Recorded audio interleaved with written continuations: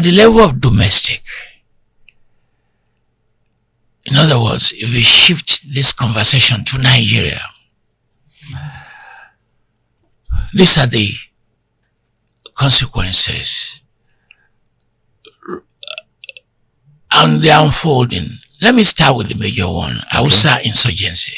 Hausa insurgency. People are not noticing that. In fact, I've been posing the question, is someone funding that Hausa insurgency? It's been growing that they are not Fulani, but the complaint is muted. Now they are trying to assert themselves. That Hausa insurgency has implications on the Kanuri and on the Caliphate. I can expand on that. Go ahead. Subsequently. That part of the success of the jihad, 1804, consolidated by 1817, was to consolidate the Sokoto Caliphate. And one of the preeminent achievements of the Sokoto Caliphate was not just the physical conquest of Hausa land, but the physical conquest of Hausa identity. When you say physical conquest, what does that mean? It's their land. The jihadists took over Hausa land. I mean, that's an expansive land which they claim to Ilorin.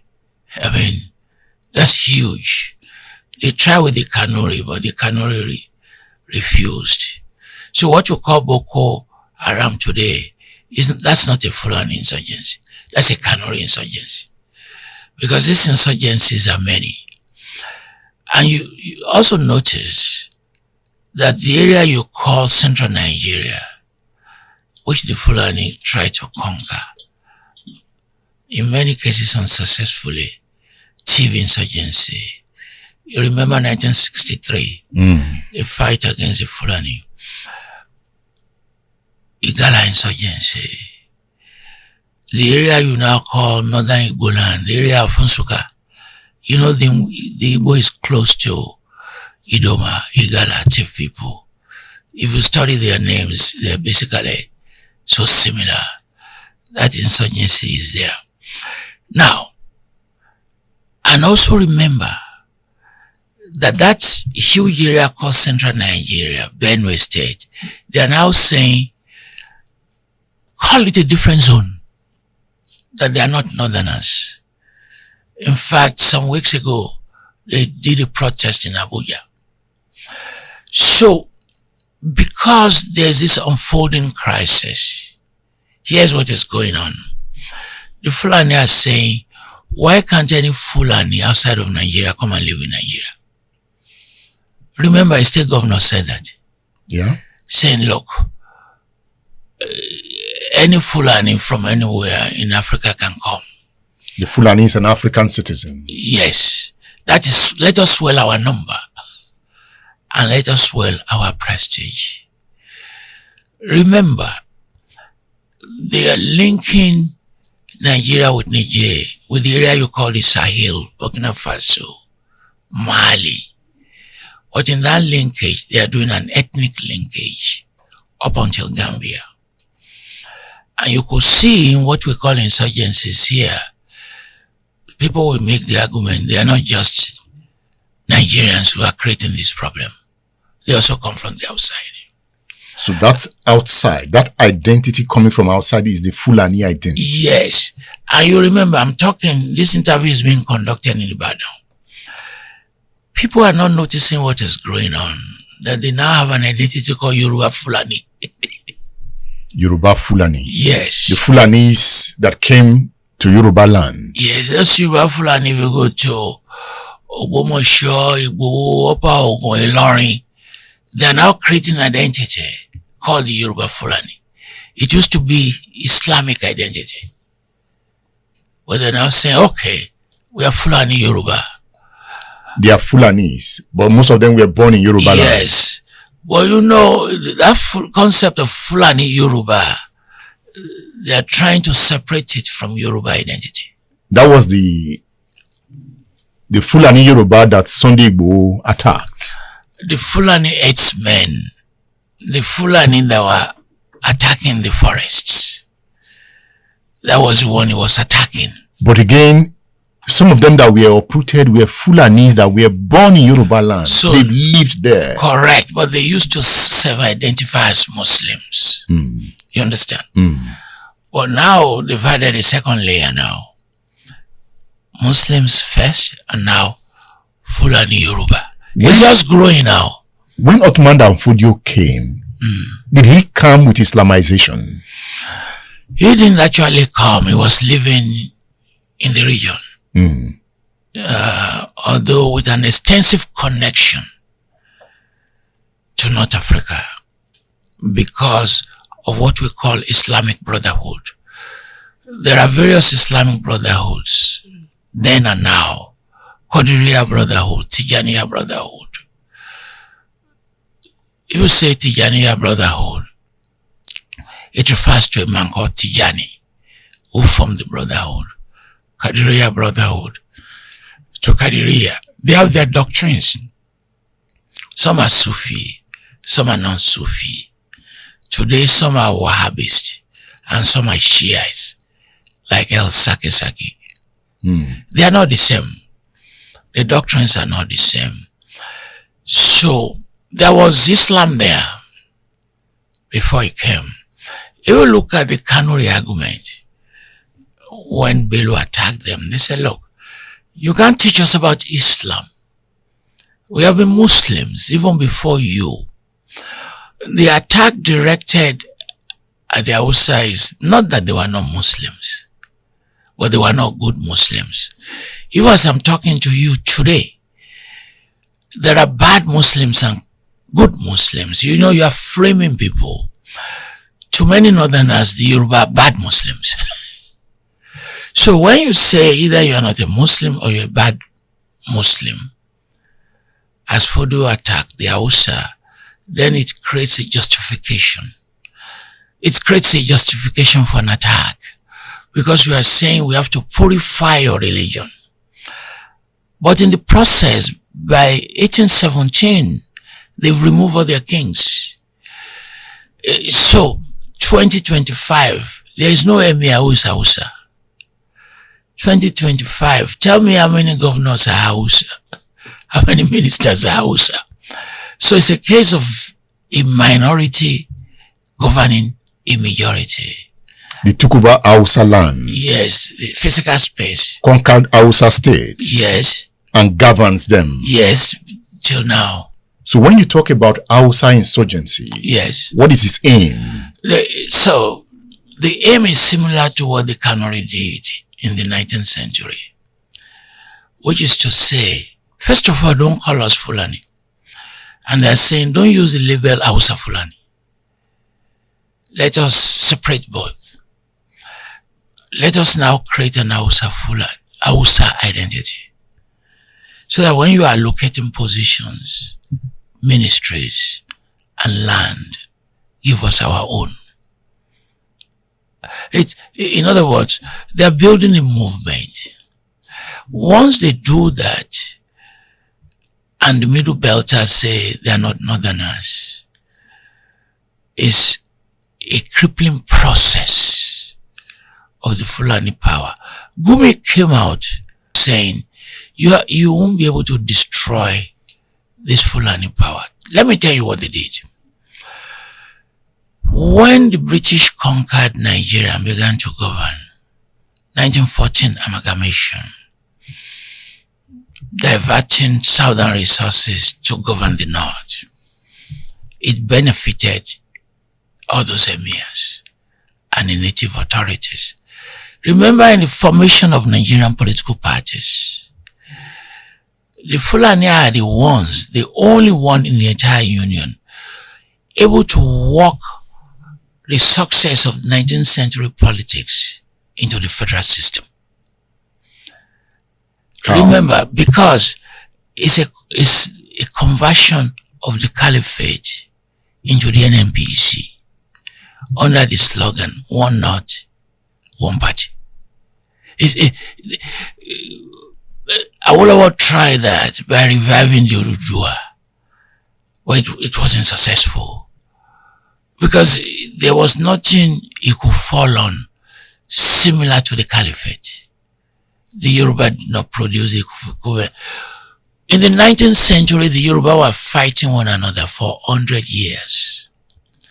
So they did not have the equivalent of that dominant conquest that Fodio and the Fulani did. So very quickly, in building federal Nigeria, they were able to do that. You remember, the most prominent politician until 1960, until the coup, his name, Ahmadu Bello. Remember his title that we call him? Sultan. Ahmadu Bello. Saudana? Yeah, we call him Saudana. He was qualified to be a Sultan. If he had moved that line. He was the most successful politician connected with the caliphate. And he defined that philosophy. He represented it. Yes. They were not hiding it. He controlled it from the north. Yes, they were not hiding it. But that structure has been there since the 19th century. Azikiwe could not create that structure because the Igbo were fragmented. It was Biafra that united the Igbo people. Before then, they were fragmented. Azikiwe was moving towards secularism, less of nationalism. That's what he was moving in the direction. Wali Sadana was not moving in that direction. And Awolowo was said, nah, but we have Ilefe. We all said we all descended from one father, Oduduwa. You know, before he founded Action Group, you know, he founded Egbeom Oduduwa. So let's use Oduduwa to create a mythology. Was he trying to unify the Yoruba? Yes. They made up the story to connect it to politics. They made up the story? Yeah, to connect to politics. And not all the elements, but they accentuated the story. Because there was a pre-Oduduwa period. There were the Ugbo. The Awujale created his own story that they were not connected to Ilefe. They are from the Sudan. But that Egbeom Oduduwa worked up to a point, but not as effectively as that of the caliphate. Because by the late 50s, the story began to unravel. Remember, they removed Adeyemi as the Ooni of Ife. They elevated Aderemi. Oyo? Oh, yeah. Okay. Yeah. Alaafin of Oyo. Yes, he was removed because he was not buying into that Oduduwa unity framework. And remember, the NCNC was strong. So, the best way to explain it, 1866, the Yoruba fought the 16 Years' War. The Kiriji War? Yes. It was, Latosha began that war, the war to end all wars. So that fourth line in that war also became the fourth line in politics. Subsequently, you remember Elisha, you remember Ibadan, Ogbomoso. By the time the MPN was formed, they were following that fourth line of the 19th century. You see Oluloyo winning the election, right? Reviving some of the politics of the Kiriji War in alliance with Ogbomoso that joined them, with Oyo that joined them. And remember, when Azik was playing the nationalist game, right, he was also able to split the Yoruba people. Because fortified NCNC zone included area you now call Elisha. And that became extremely difficult to handle. You know, in this book, Decolonizing Nigeria 1945 to 1960, yes, Politics, Power, and Personality. Some of the points you have explained are well documented here. And the personalities. Yes. The key personalities and what their strategies were. But today, you know, they are being repeated. So, that fight led to the Civil War. All the fights that led to the Civil War, they're still with us. Now, let's come back a bit. Yes. we've talked about Hausa insurgency. Yes. So what does it represent? How do I define it? How do I say what is going on is Hausa insurgency? Is it violent? It's not. It's ideological. That we are not Fulani. That's an insurgency. So who is the bandit? The Hausa will say the Fulani were the bandits. So what does the bandit want? It depends, because you can't lump bandits together. There are cattle rustling issues. There are grazing issues. There's a fight against the secular state. There's a Sharia issue. There's a greater Fulani issue. They are not, the reasons are, people tend to see the reason as one, but it's not one. Because there are clusters of reasons which we lump together, but we have to separate them. Because if you don't separate them, you cannot have even the strategies to subdue them. For instance, Boko Haram is also articulating a Kanuri insurgency. So we can't lump them together as bandits. The one that goes into Benue, kills indigenes, occupy their lands. Who is that bandit? So those they are revolving around cattle, around land. Remember, the Fulani expansion has followed that trick. You know, arising from the part of what you call Gambia, Senegambia, they move successfully to Central Africa. The first president of Cameroon that you call Ahijo is not even from Cameroon. It's from where Atiku comes from.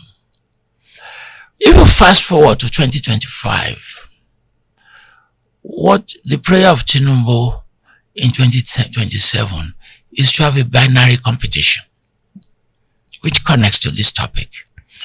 In a binary competition, you split your country into two. You can split it north against south. That's what we call a binary. So you are saying Southerners vote for me because I'm from the south.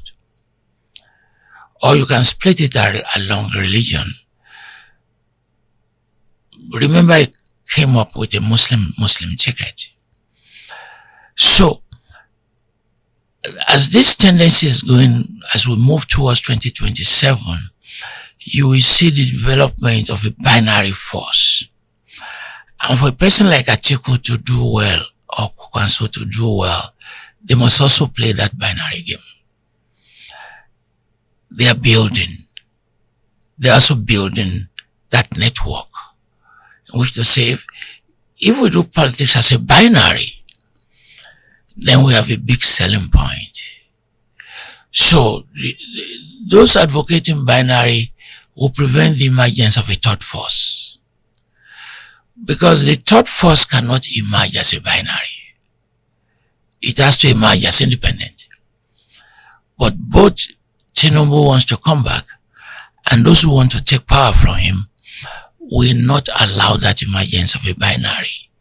And that's why you have ADC and alternative parties that are not creating these binaries. So, to connect everything together, is the caliphate collapsing? Is it declining? Because if you have insurgencies, you can't talk about one north anymore. Because then one north will begin the process of crumbling. And that process has begun, is it not? Yes. So the north, that one north is crumbling. And that will now also crumble Fulani power. So Fulani power is crumbling. Because if others are saying in the Benue state, Nasarawa state, central Nigeria, that we are not northerners, right? That crumbles the power of the caliphate. You can't hold it together. So is banditry an enforcement of Fulani's authority? Banditry connected to land occupation. You understand? Not connected to, say, kidnapping. Remember that Buhari promoted that agenda. If you notice, I'm carefully not using banditry, Because banditry is specific. Banditry is not Sharia. Yeah. So, remember, Buhari was silent. Even Femi Adesina, who worked for him, said, take one, your life for your land. You see how under Buhari it was about land. And there was a proposal. 50 miles each side of a river should belong to the federal government. If you take 50 miles of Osun River, 50 miles left and right of Ogun River, and you say it belongs to the federal government, what strategy of conquest is bigger than that? Is that conquest? Yes, because you move your people there. If you say 50% of Ogunpa belongs to the federal government, then you can move anybody you like to go and live there. And that's conquest. That's a physical conquest. That was resisted. Yes, because people saw the game. But if you say, by now, the country has enough resources to stop open grazing.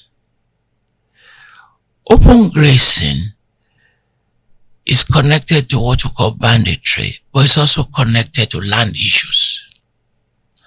Because you use the cows, right, to extend your physical space. So, if I can come to your space where you grow cassava, and you see me holding AK-47, your instinct is to run away. And if you run away and you vacate the land, what do? I will occupy it. But that strategy is not new. And banditry is not a new. People tend to think it's new in Nigerian's history. It's also not correct. It's always been there. It's been there. It's just how you manage it. The area you call Samfara and Sokoto, there have always been bandits there. But look at it today now.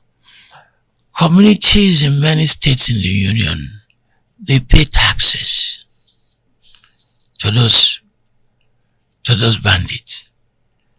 And they're paying two forms of tax.